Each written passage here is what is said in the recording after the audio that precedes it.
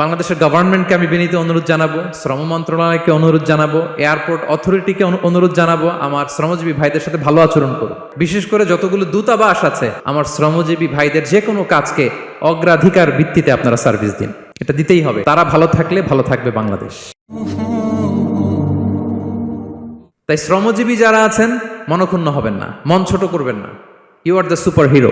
You are the superhero. You are the remittance fighter of our country. এজন্য রাস্তা দিয়ে যখন হাঁটবেন, বুক ফুলিয়ে হাঁটবেন, আর বস্তা ভরে টাকা নিয়ে দেশে ফিরবেন। ঠিক কিনা বলেন? বুক ফুলিয়ে হাঁটতে হবে। এজন্য আমি আমার প্রিয় মাতৃভূমি বাংলাদেশের গভর্নমেন্টকে অনুরোধ করবো, আমাদের শ্রমজীবী ভাইদের যাতে সুবিধা হয় এই ব্যবস্থা আপনাদের করতে হবে। বিনীত অনুরোধ রাখবো। শ্রম মন্ত্রণালয়ে যারা দায়িত্বে আছেন, স্পেশালি তাদেরকে রিকোয়েস্ট করবো, আমাদের শ্রমজীবী ভাইদের যেন কোনো কষ্ট না হয়, কারণ তাদের পাঠানো রেমিটেন্সে সচল থাকে আমার দেশের অর্থনীতির চাকা।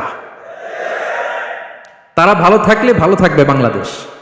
Very simple. ঠিক কিনা বলেন? আমার যে ভাইটা পরিচ্ছন্নতা কর্মী, রাস্তা ক্লিন করে, এয়ারপোর্টে ওয়াশরুম ক্লিন করে, একজন পরিচ্ছন্নতা কর্মী, তারও 20 থেকে 30 হাজার টাকা বাংলাদেশে ঢোকে প্রতি মাসে। আপনি চিন্তা করতে পারেন? হ্যাঁ, 6টা মাস যদি রেমিটেন্স বন্ধ হয়, শ্রীলঙ্কার চেয়েও খারাপ অবস্থায় বাংলাদেশে চলে যাবে। Just only 6 months.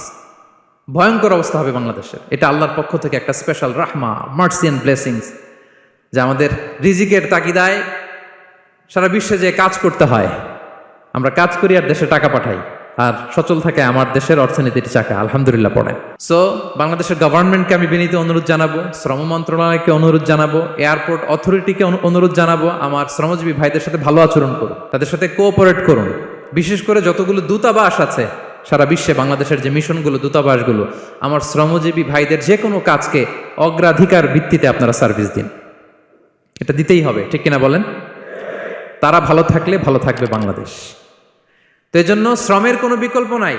নিজ হাতে উপার্জিত অর্থ, নিজ হাতে উপার্জিত কামাই, এটা শ্রেষ্ঠ কামাই। তো আলহামদুলিল্লাহ আজকের অডিয়েন্সের মধ্যে শ্রমজীবী ভাইয়েরা বেশি। আলহামদুলিল্লাহ পড়েন। এটা আমাদের সৌভাগ্য। এই যে বাংলাদেশে এখন চাকরি নাই, চাকরির বাজার মন্দা, মাস্টার্স পাস করে বেকার টোটো কোম্পানির ম্যানেজার, এরকম আছে না নাই? তার বিপরীতে আল্লাহ তাআলা আপনাদেরকে মালয়েশিয়া নিয়ে আসছে। প্রতি মাসে আপনি টাকা পাঠান, আলহামদুলিল্লাহ। আপনি বাংলাদেশের যে উন্নয়ন, বাংলাদেশের যে ডেভেলপমেন্ট, এই যে স্মার্ট বাংলাদেশ বলে বলে মন্ত্রীরা মুখে ফেনা তুলে ফেলে, এটার গর্বিত অংশীদার আপনি। ঠিক কিনা বলেন?